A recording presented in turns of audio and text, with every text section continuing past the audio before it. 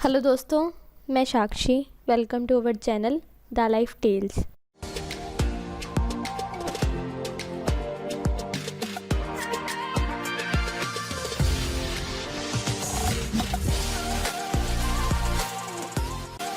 आज हम आपको एक व्यक्ति के जीवन की सच्ची कहानी सुनाने जा रहे हैं, जिन्होंने अपना नाम देश भर में मशहूर किया, जिन्होंने अपनी मेहनत और लगन से आसमान की बुलंदियों को छुआ। यह भारत के मशहूर उद्योगपति रहे हैं। इन्होंने देश के हित के लिए भी कार्य किया। इनका जन्म 28 दिसंबर 1937 को हुआ। यह बहुत ही शर्मीले किस्म के हैं और समाज की चमक धमक में यह बिल्कुल विश्वास नहीं रखते। इन्होंने खुद के दम पर शिक्षा लेने के लिए अमेरिका में पढ़ाई पूरी होने तक होटल में बर्तन मांजने तक का कार्य भी किया। 1959 में उन्हें बैचलर इन आर्किटेक्ट की डिग्री भी मिली।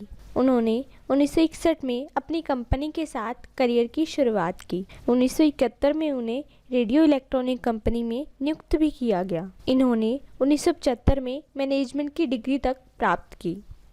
इन्होंने अपने जीवन में सफल होने के लिए कड़ी मेहनत की, तभी यह आज इस मुकाम तक पहुंच पाए तथा अपने जीवन में सफल हो पाए। यह न केवल पैसों से अमीर है, बल्कि दिल के भी काफ़ी धनी है। यह भारत की वह महान हस्ती है जिन्होंने अपना नाम पूरी दुनिया में रोशन किया है। आज करोड़ों युवा इनसे प्रेरित होते हैं, क्योंकि इनका जीवन किसी प्रेरणा से कम नहीं है। यह एक जाने माने इंडस्ट्रियलिस्ट इन्वेस्टर है। 1991 में इन्हें अपनी कंपनी का चेयरमैन बनाया गया। कई लोगों ने इनका विरोध किया कि यह अपनी कंपनी को नहीं संभाल सकते, लेकिन इन्होंने अपनी जिम्मेदारी को बखूबी निभाया तथा अपने काम से लोगों को जवाब दिया। इन्होंने अपनी कंपनी को इस मुकाम तक पहुंचा दिया कि इसे देश भर में सीमित न रखकर विदेशों में भी नाम कमाया। एक बार वह एक कंपनी में मीटिंग के लिए गए। वहाँ के मैनेजर ने क्वेश्चन किया कि BMW कार कितने समय में खरीद सकते हैं। किसी ने कहा 6 महीने, किसी ने कहा 8 महीने, तो किसी ने कहा 9 महीने।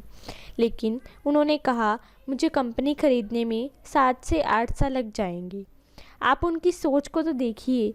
उनकी सोच एक कार खरीदने तक सीमित नहीं थी, बल्कि पूरी कंपनी खरीदने की थी। हर व्यक्ति को जीवन में कुछ बड़ा करने का सोचना है, तभी वह अपने जीवन में सफल हो सकता है। हम चाहे तो अपनी मेहनत और लगन से जीवन में सब कुछ हासिल कर सकते हैं और आसमान की बुलंदियों को छू सकते हैं।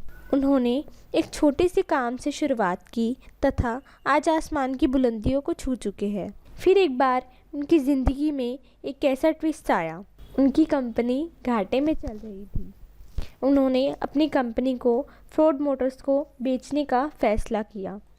फोर्ड मोटर्स ने उनकी बेइज्जती करते हुए कहा कि आपकी कंपनी को खरीदकर हम आप पर एहसान कर रहे हैं। वह वहाँ से बिना कंपनी को बेचे ही भारत लौट आए और अपनी मेहनत और लगन से अपनी कंपनी को फिर से उस मुकाम पर लाकर खड़ा कर दिया, जहाँ से उनकी कंपनी को प्रॉफिट्स अर्न होने लग गए। फिर 2008 में जब फोर्ड मोटर्स की 2 लग्जरी कार जैगवार और लैंड रोवर घाटे में चल रही थी, तो उन्होंने उसे खरीदने का सोचा।